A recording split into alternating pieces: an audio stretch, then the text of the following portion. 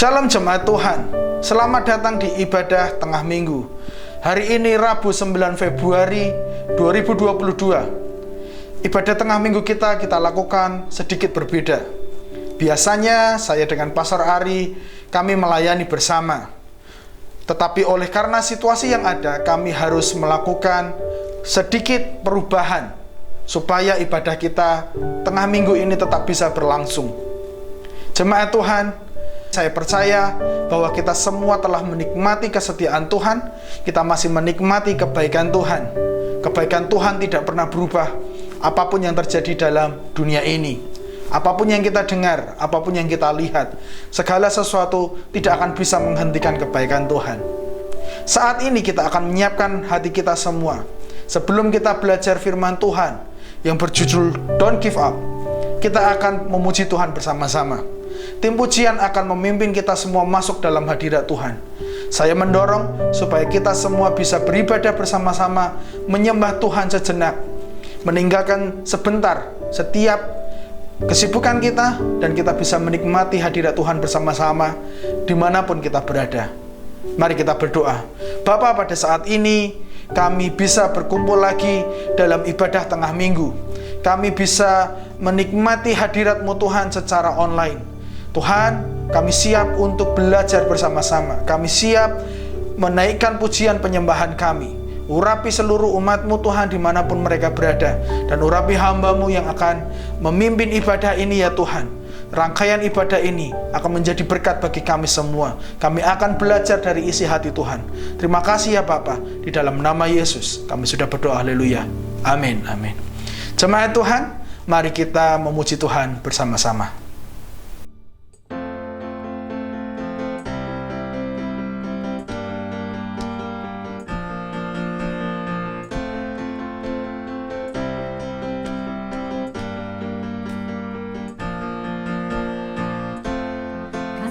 Setiamu nyata bagiku, hikmat kebajikan tersedia bagiku, sebab Allah sanggup limpahkan segalanya, dan anugerahnya sangat besar bagiku. Aku dilimpahi karena Allah sanggup untuk menyediakan. Aku diberkati, aku dilimpahi atas sempurna anugerah Tuhan bagiku.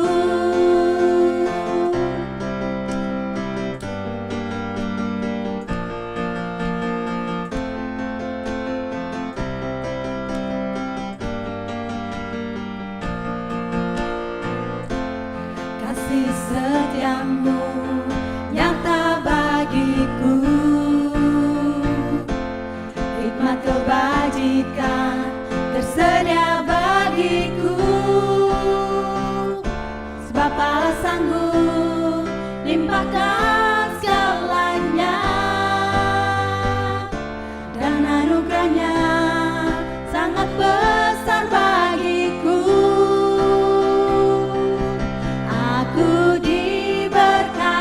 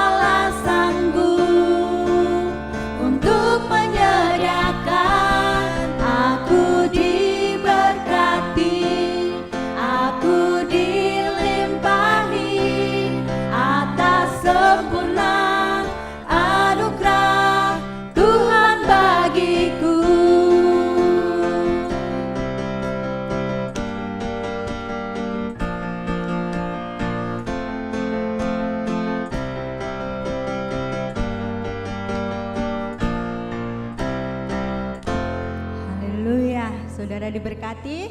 Amin.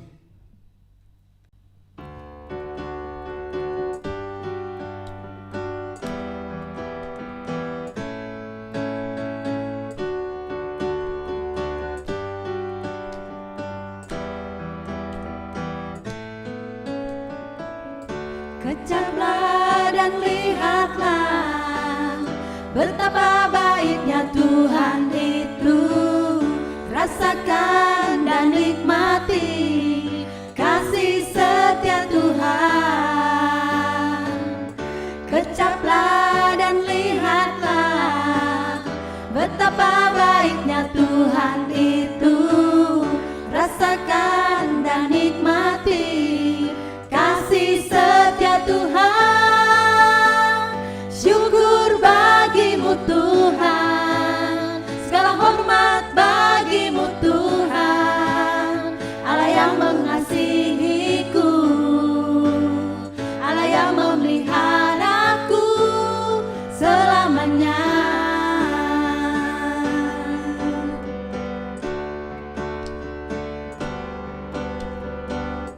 Kecaplah dan lihatlah betapa baiknya Tuhan itu. Rasakan dan nikmati kasih setia Tuhan. Kecaplah dan lihatlah betapa baiknya Tuhan itu. Rasakan dan nikmati kasih setia Tuhan. Syukur bagimu Tuhan, segala hormat bagimu Tuhan.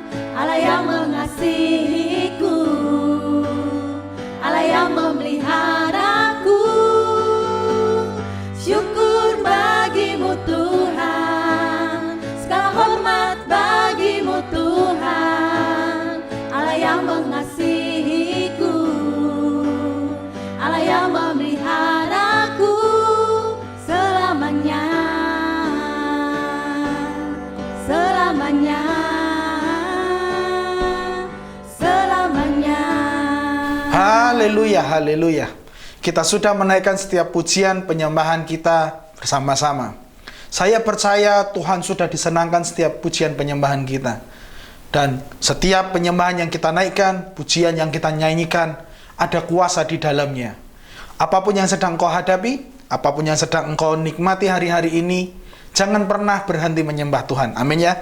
Jangan pernah lupakan untuk memuji Tuhan. Beri waktumu untuk memuji Tuhan, nyanyikan sebuah pujian, maka akan ada hadirat Tuhan yang akan melawat engkau. Saat ini kita akan membahas satu firman Tuhan. Kita akan belajar firman Tuhan bersama-sama. Saya percaya firman ini, firman yang akan menguatkan kita semua. Firman ini akan membuat kita bisa semakin kuat, kita bisa lebih damai untuk menjalani kehidupan kita yang hari-hari ini mungkin sedang sulit. Kehidupan hari-hari ini sangat berbeda sekali. Kita kembali kepada sebuah masa di mana pembatasan dilakukan di sekitar kita. Kita tidak bisa beribadah pada hari Minggu. Lalu kita tidak bisa juga bebas untuk pulang ke Indonesia. Atau kita tidak bisa bebas untuk makan setelah jam 6. Begitu banyak keterbatasan yang diberikan demi melindungi kita. Tetapi di sisi lain, keterbatasan ini atau keadaan pandemi ini membuat banyak orang mengalami kesulitan. Saya baru saja mendengar ada salah satu teman yang mengalami kesulitan dalam pekerjaannya. Saya mendengar beliau bahkan membutuhkan psikoterapis supaya dia bisa keluar dari rasa takutnya. Dia bisa keluar daripada rasa cemasnya karena situasi yang sangat sulit hari-hari ini. Dan firman Tuhan ini ditaruhkan Tuhan di dalam hati saya untuk kita bisa belajar bersama-sama, untuk kita bisa melakukannya. Saya beri tema firman Tuhan pada hari ini adalah don't give up, jangan menyerah, jangan putus asa. Begitu banyak orang lebih memilih untuk berhenti karena mungkin ada sesuatu hal yang tidak bisa dia bayangkan tentang masa depannya. Ada banyak orang memilih untuk berhenti karena mereka ragu-ragu apakah mereka bisa menjalani pekerjaannya. Atau banyak orang juga yang memilih berhenti karena rasa sakit yang tidak bisa dia tanggung. Lalu dia mengambil jalan pintas, lalu mengakhiri hidupnya dengan caranya sendiri. Begitu banyak orang hari-hari ini cenderung mudah untuk putus asa. Tapi sebagai anak-anak Tuhan, mari kita terus percaya kepada Tuhan, supaya kita tidak menyerah. 2 Tawarik 15 ayat 7 berkata seperti ini.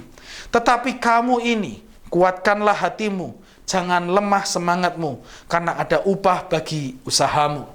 Lalu di 1 Korintus 16 ayat 13, berjaga-jagalah, berdirilah dengan teguh dalam iman, bersikaplah sebagai laki-laki dan tetap kuat. 2 ayat ini mewakili kepada kita semua bahwa kita tidak boleh kehilangan semangat. Kita tidak boleh kehilangan kekuatan kita. Kita harus terus menjaga hidup kita supaya terus bisa berjuang, supaya kita bisa melanjutkan kehidupan kita sebagaimana Kristus memberikan kekuatan di dalam hidup kita, di mana Kristus memberikan sebuah pengharapan bahwa segala sesuatu yang sulit ini akan indah pada waktunya. Jemaat Tuhan, ketika saya mempelajari di dalam Alkitab, ada begitu banyak ayat yang menyuruh kita atau ayat yang mendorong kita supaya kita tidak boleh menyerah. Ada beberapa hal, ada beberapa ayat yang ingin saya sampaikan kepada kita semua, bahwa ini sebagai sebuah pemacu semangat kita untuk tidak menyerah. Mazmur 37 ayat 23-24 berkata seperti ini. Tuhan menetapkan langkah-langkah orang yang hidupnya berkenan kepadanya. Apabila ia jatuh, tidaklah sampai tergeletak, sebab Tuhan menopang tangannya. Ayat ini sangat familiar buat kita semua. Dan apa yang dapat kita pelajari dari ayat ini? Bahwa meskipun kita membuat sebuah kesalahan, kita tidak boleh menyerah. Mengapa? Karena ada tangan Tuhan yang akan mengangkat kita kembali. Ketika kita jatuh, kita membuat sebuah kesalahan, tidak boleh kita menyerah dan kita berkata hidupku tidak layak lagi. Dia Bapa yang penuh kasih, ada kasih karunia buat kita semua. Maka kita tidak boleh menyerah dan percayai Dia Tuhan yang sanggup memulihkan kehidupanmu. Ada ayat juga dikatakan di Mazmur 57 ayat 3-4. Aku berseru kepada Allah yang maha tinggi, kepada Allah yang menyelesaikannya bagiku. Kiranya Ia mengirim utusan dari surga dan menyelamatkan aku, mencela orang-orang yang menginjak-injak aku. Kiranya Allah mengirim kasih setia dan kebenarannya. Dari ayat ini juga kita dapat belajar bahwa meskipun kita berada di titik terendah dalam hidup kita, Tuhan masih sanggup menyelamatkan kita. Yang setuju katakan amin. Dia Tuhan yang masih sanggup mengangkat engkau meskipun engkau berada di titik terendah dalam hidupmu. Tadi dikatakan bahwa kiranya Ia mengirimkan utusan dari surga dan menyelamatkan aku, mencela orang-orang yang menginjak-injak aku. Kiranya Allah mengirim kasih setia dan kebenarannya. Kesetiaan dan kasih Tuhan sanggup membawa engkau keluar dari setiap titik terendahmu. Ayat berikutnya saya menemukan di 2 Korintus 12 ayat 9-10 dikatakan seperti ini. Tetapi jawab Tuhan kepadaku, cukuplah kasih karuniaku bagimu, sebab justru dalam kelemahanlah kuasaku menjadi sempurna. Sebab itu terlebih suka aku bermegah atas kelemahanku, supaya kuasa Kristus turun menaungi aku. Karena itu aku senang dan rela di dalam kelemahan, di dalam siksaan, di dalam kesukaran, di dalam penganiayaan dan kesesakan oleh karena Kristus. Sebab jika aku lemah, maka aku kuat. Ayat ini adalah ayat yang disampaikan oleh Rasul Paulus. Rasul Paulus mengingatkan bahwa dia pernah mengalami banyak hal. Tapi di atas semua hal yang tidak menyenangkan itu, Rasul Paulus berkata bahwa aku suka dalam kelemahanku, karena akan ada kuasa Tuhan yang akan memberikan kekuatan kepadaku. Yang dapat kita pelajari juga bahwa meskipun kita dalam keadaan lemah, atau kita sedang lemah dalam kegagalan kita, atau kita sedang tidak berdaya dalam hidup kita hari-hari ini, percayai ada kuasa Tuhan yang sanggup membuat engkau lebih kuat. Amin. Ada kuasa Tuhan yang memberikan engkau kekuatan di tengah kelemahanmu, di tengah ketidakberdayaanmu. 3 ayat yang sudah saya bacakan ini sangat memberkati saya. Dan saya percaya ini memberkati Anda semua. Bahwa tidak ada alasan untuk menjadi menyerah. Alkitab telah memberikan beberapa contoh buat kita semua. Alkitab tadi sudah berbicara kepada kita semua bahwa ada kuasa Tuhan, ada Tuhan yang sanggup mengangkat kita semua di tengah kelemahan kita, sehingga kita tidak boleh menyerah. Ada sebuah pengharapan yang ilahi datangnya dari Tuhan, supaya kita bisa terus maju meskipun keadaan hari-hari ini sangat sulit. Jemaat Tuhan yang saya kasihi, dalam kehidupan kita tidak selalu mulus. Amin ya. Saya adalah orang yang suka dengan cerita. Dari kecil saya suka membaca cerita, menonton cerita, dan menikmati cerita. Dalam sebuah cerita, sesungguhnya dapat dibagi menjadi beberapa bagian dalam cerita. Saya katakan mudahnya, ada bagian introduction-nya atau perkenalannya, lalu pasti ada akhirnya. Di dalam proses ini, di awal sampai di pada akhir, ada begitu banyak babak-babak cerita yang akan dialami untuk memperlengkapi, untuk menceritakan sesuatu apa yang akan diceritakan pada akhirnya. Oke. Lalu di setiap babak ada beberapa adegan. Di setiap babak ada adegan. Saya ambil contoh supaya mudah. Mari kita melihat kepada cerita Yusuf. Yusuf adalah orang yang sangat terkenal, amin ya. Tapi di dalam perjalanan kehidupannya, Yusuf adalah orang yang cukup menarik dalam proses kehidupannya. Dia dikenal sebagai seseorang yang dikasihi oleh ayahnya. Lalu pada akhirnya juga dia menjadi orang nomor 2 di Mesir. Tapi di antara cerita ini ada sebuah cerita yang sungguh menarik yang bisa kita pelajari bersama-sama. Dia menghadapi begitu banyak hal yang tidak menyenangkan, tapi pada akhirnya dia tetap bisa keluar menjadi seorang yang pemenang. Saya punya gambar, saya punya diagram, nanti akan saya munculkan.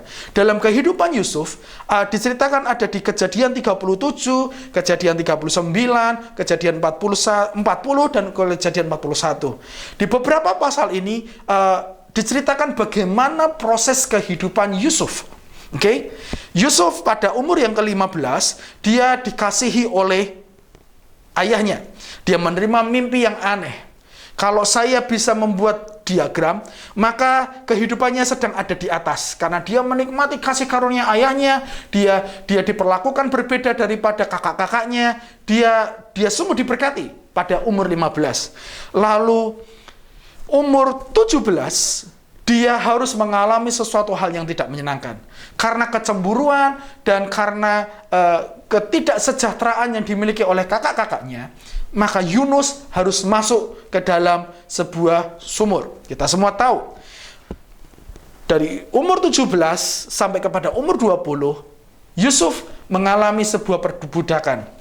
Yang awalnya adalah sesuatu hal yang menyenangkan atau yang menggembirakan, dia harus turun dalam sebuah fase kehidupan, yaitu di lembah. Dia harus turun di titik paling rendah dalam hidupnya, menikmati perbudakan. Yang awalnya dia sangat menikmati kasih bapaknya, saat ini dia kehilangan kasih bapaknya.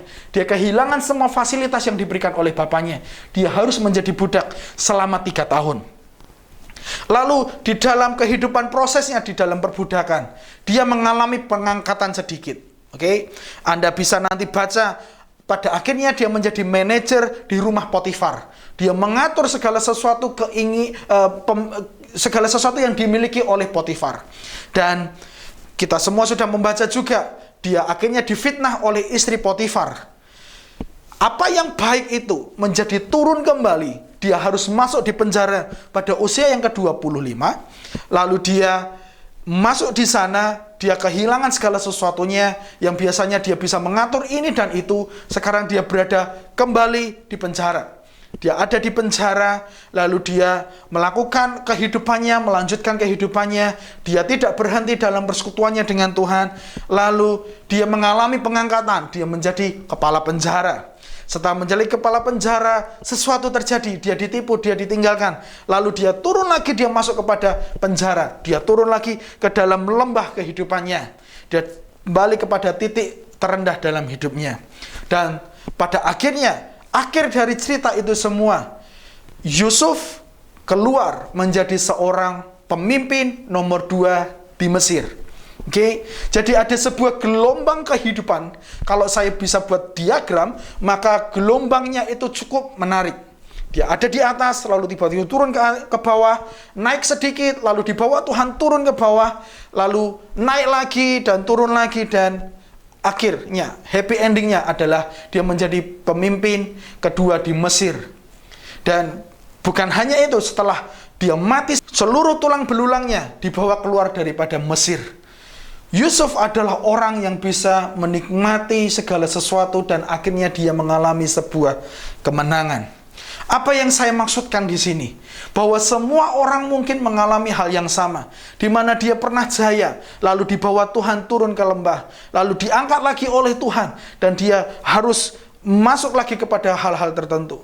Atau mungkin ada orang yang mengalami sebuah kehidupan yang selalu ada di bawah, Tuhan sedang memproses dia. Apapun keadaan dalam hidup kita, di mana kita berada, percayai, ada waktunya Tuhan akan mengangkat engkau. Ada waktunya Tuhan akan menjawab setiap doamu. Ada waktunya kehormatan, pengangkatan, kemuliaan, dan kemenangan yang dari Tuhan akan menjadi bagianmu. Di cerita Alkitab ada begitu banyak contoh lain orang-orang yang tidak menyerah. Ada Nuh tidak menyerah. Ada Abraham, dia orang yang tidak menyerah juga dalam imannya. Daniel, dalam tekanan, Daniel tidak menyerah. Daniel tetap berdoa kepada Tuhan. Daniel tidak meninggalkan persekutuannya. Dan akhirnya dia diangkat Tuhan dan dia menjadi orang yang luar biasa. Petrus, dia menyangkal Tuhan, tapi akhirnya dia juga tidak menyerah. Dia bertobat. Dia memberikan dirinya, lalu dia mengalami baptisan Roh Kudus, dan dia dipakai oleh Tuhan luar biasa. Yunus, dia tidak menyerah juga. Dia orang yang juga akhirnya bertobat, keluar daripada perut ikan, dan pergi dipakai Tuhan untuk melayani kota Niniwe. Daud, contoh lain, orang-orang yang tidak menyerah. Dia pernah jatuh dalam dosa, akhirnya dia bertobat, dan Tuhan memulihkan keadaannya. Begitu banyak contoh lain, tokoh-tokoh di Alkitab yang mereka tidak menyerah dalam proses Tuhan. Mereka tidak menyerah terhadap kehidupan yang sedang mereka hadapi. Hari ini ada 3 hal yang saya bisa lihat dalam contoh-contoh Alkitab ini. 3 hal, 3 bentuk daripada mereka yang tidak menyerah itu. Yang pertama adalah mereka tidak merusak kehidupan mereka. Apa maksudnya? Mereka tidak merusak cerita hidup mereka. Mereka tidak meninggalkan Tuhan saat mereka ada di bawah. Mereka tidak mengutuki Tuhan ketika mereka ada di bawah. Mereka adalah orang-orang yang tidak merusak cerita Tuhan dalam hidupnya. Mereka tahu bahwa Tuhan belum selesai atas hidup mereka. Mereka tidak merusak. Lalu hal kedua apa yang mereka lakukan? Mereka tidak menghakimi. Mereka tidak menghakimi cerita hidupnya. Mereka tidak menghakimi karena mungkin mereka melihat kehidupan orang lain lebih baik. Atau mereka tidak menghakimi, mungkin aku dalam keadaan hukuman Tuhan, maka aku menerima ini semua. Mereka tidak menghakimi cerita hidup mereka. Dan yang ketiga, jelas yang mereka lakukan adalah mereka tidak berhenti. Mereka tidak berhenti di titik di mana mereka mengalami kesakitan. Mereka tidak berhenti di mana mereka mengalami begitu banyak kesusahan. Oleh karena tidak menyenangkan, bukan berarti mereka berhenti. Mereka berhenti, mereka tidak berhenti, bukan karena segala sesuatunya tidak menyenangkan, bukan. Mereka terus melakukannya. Mereka terus berjalan. Apapun yang terjadi, mereka tetap berjalan dan tidak berhenti. 3 hal ini yang ingin saya tinggalkan buat seluruh jemaat Tuhan. Jangan pernah rusak cerita Tuhan dalam hidupmu. Jangan hakimi Tuhan terhadap apa yang sedang kau alami, karena engkau melihat kehidupan orang lain sekiranya lebih baik. Dan yang ketiga, jangan berhenti dalam kehidupanmu. Saya tidak tahu di titik mana kehidupan Anda pada hari ini. Mungkin engkau ada di bukit, atau mungkin engkau sedang ada di lembah. Di titik mana engkau berada, jangan pernah lupakan Tuhan. Jangan pernah rusak cerita Tuhan. Jangan pernah hakimi cerita kehidupanmu. Jangan pernah berhenti di titik engkau di mana. Karena Tuhan yang akan menyelesaikan cerita kehidupanmu. Dia Tuhan yang akan mengangkat engkau pada akhirnya. Dan dia Tuhan yang akan menyelesaikan kehendak besarnya, gambaran besar dalam hidupmu di suatu waktu nanti. Satu cara bagaimana supaya kita bisa terus berjalan, supaya kita tidak merusak, supaya kita tidak menghakimi, supaya kita tidak berhenti, yaitu kita harus tetap mengkuatkan dan meneguhkan hati kita. Kuatkan dan teguhkanlah hatimu adalah satu cara supaya kita tidak merusak cerita Tuhan, supaya kita tidak menghakimi cerita Tuhan, supaya kita tidak berhenti di cerita Tuhan yang sedang kita alami hari-hari ini. Tetaplah kuat di dalam Tuhan. Kuatkanlah dan teguhkanlah hatimu melalui firman, melalui membaca Alkitab. Maka engkau akan bisa melewati segala sesuatu yang terjadi dalam hidupmu. Saya akan tutup firman Tuhan pada saat ini.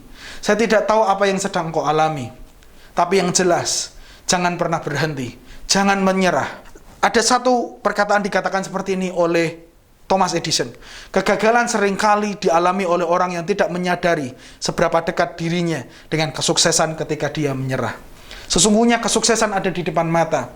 Sesungguhnya jawaban doa sebentar lagi. Sesungguhnya pengangkat Tuhan sedikit lagi. Tapi banyak orang menyerah di tengah jalan. Itu disebut kegagalan. Mereka berhenti di tengah jalan. Padahal sedikit lagi mereka akan melihat Tuhan. Itu bagian daripada kegagalan. Jangan kita menyerah supaya kita terus melihat pengangkatan daripada Tuhan. Supaya kita bisa melihat mujizat Tuhan. 3 hal ini saya tinggal kepada Anda semua.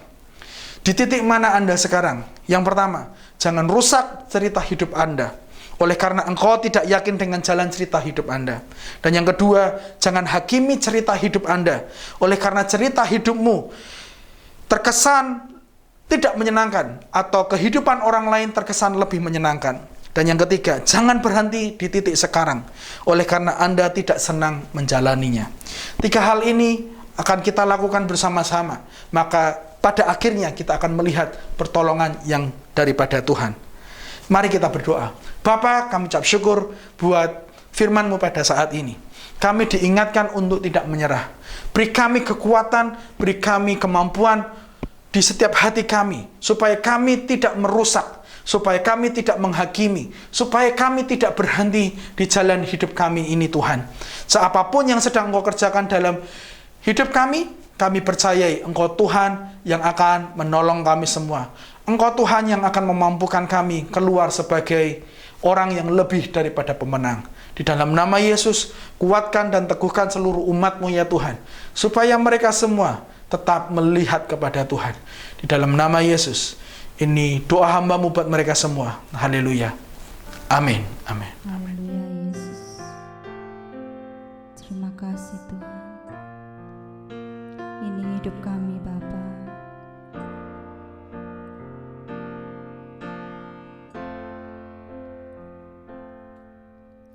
Meskipun tak ku mengerti apa yang ku alami,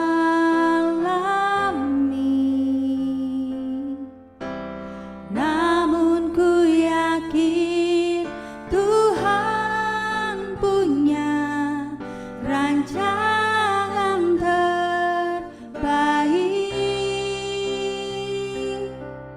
Pertolonganku datang dari-Mu, Yesus yang ku percaya.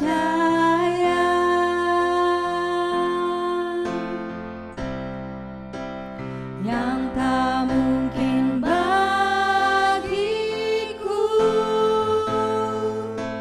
semua mungkin bagi-Mu.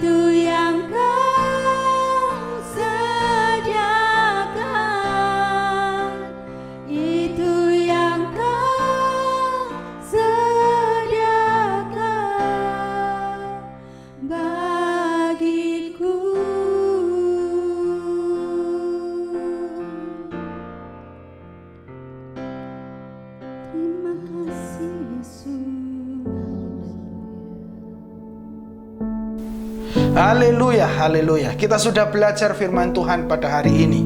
Saya percaya firman Tuhan ini akan menguatkan hati kita semua. Mungkin ada di antara kita yang sudah menyerah. Kita pasrah saja. Kita tidak mau berbuat lebih terhadap apa yang sedang terjadi dalam hidup kita. Tuhan mengingatkan kita semua.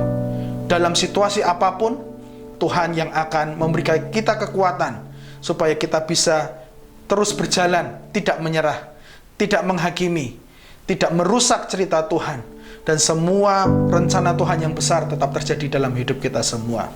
Saatnya kita akan menaikkan syafaat kita bersama-sama.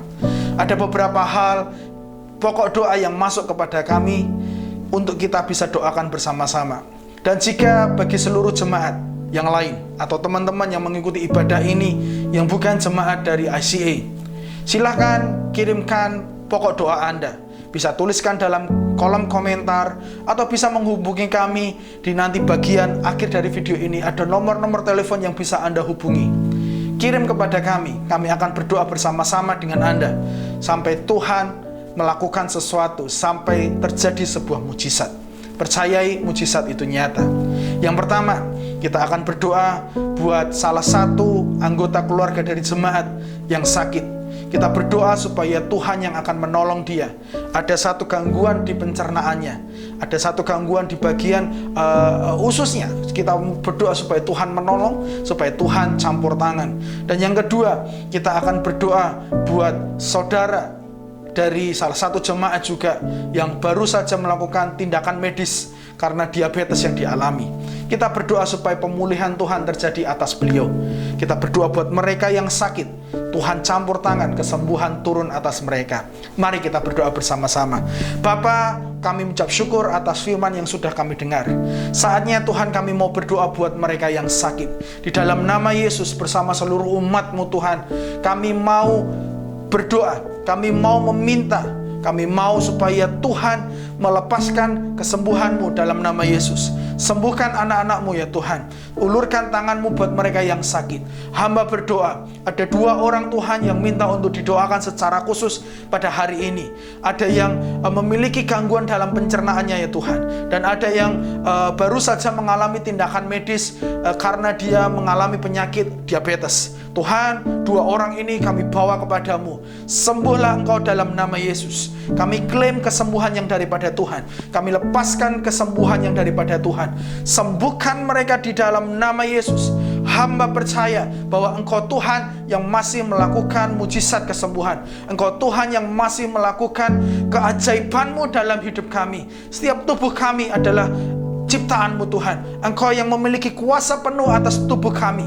Tuhan, hari ini kami meminta, sembuhkan anak-anak-Mu ini yang sakit dalam nama Yesus. Dan hamba berdoa buat mungkin ada anggota keluarga lain yang sakit di antara kami, yang saat ini mereka sedang mengalami satu gangguan di beberapa bagian dalam tubuh mereka.